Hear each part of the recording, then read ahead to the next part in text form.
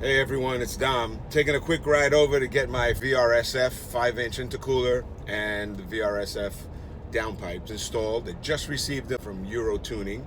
Well, they're here in Florida, they're in Tampa, so I was able to get them very quickly as I wanted this done as soon as possible. The customer service was exceptional with them. And I did a really quick unboxing video. You'll see it right after this. But yeah, I'm very excited to get this done. So let's see that video.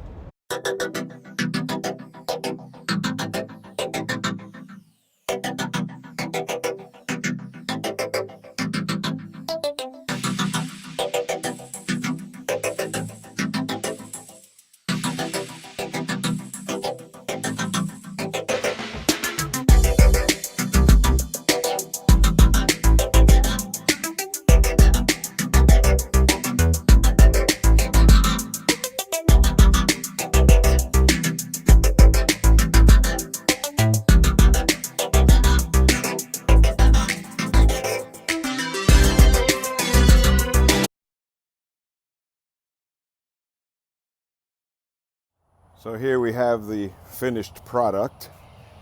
You can see the intercooler sitting behind the grill.